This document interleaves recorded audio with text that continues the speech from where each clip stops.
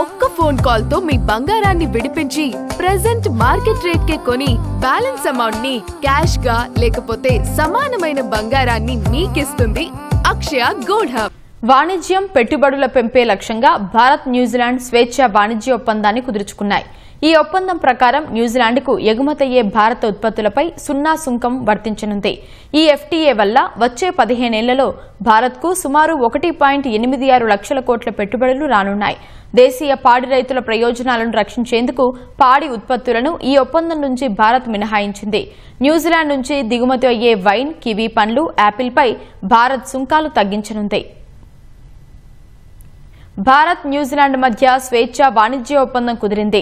ఢిల్లీలోని భారత మండపంలో కేంద్ర వాణిజ్య శాఖ మంత్రి పీయూష్ గోయల్, న్యూజిలాండ్ వాణిజ్య పెట్టుబడుల శాఖ మంత్రి టాడ్ మెక్లే సమక్షంలో ఈ ఒప్పందం కుదిరింది.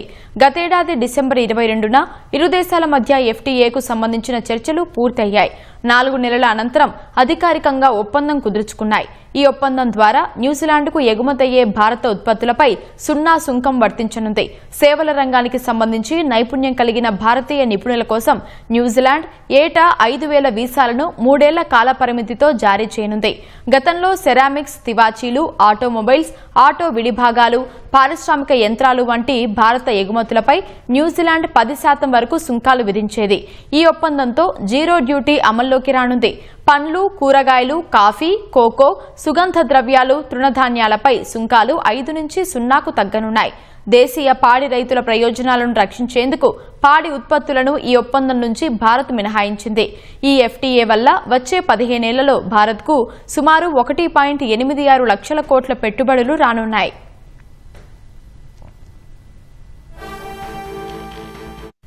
న్యూజిలాండ్ నుంచి భారత్ దిగుమతి చేసుకునే 95% ఉత్పత్తుల్లో 70% వస్తువులపై సుంకాలు తగ్గింపు లేదా జీరో టారిఫ్ వర్తించనుంది. కలప, ఉన్ని, గొర్రె మాంసం, బొగ్గు వంటి న్యూజిలాండ్ ఉత్పత్తులపై భారత్ సుంకాలను పూర్తిగా తొలగించనుంది. Petroleum, vegetable oils, electrical machinery వంటి ఉత్పత్తులపై దశలవారీగా సుంకాలను తొలగించనుంది. Wine, pharma drugs, apples, kiwi పండ్లు, మనుకా తేనె వంటి వాటిపైన భారత్ సుంకాలను తగ్గించనుంది. 2024-25లో భారత్, న్యూజిలాండ్ మధ్య ద్వైపాక్షిక వాణిజ్యం $2.4 బిలియన్ ఉంది. బీజేపీ నేతృత్వంలోని ఎన్డీఏ ప్రభుత్వం ఇప్పటి వరకు యుఏఈ, ఆస్ట్రేలియా, యూకే, ఒమన్, మారిషస్లతో ఎఫ్టీఏలను కుదుర్చుకుంది.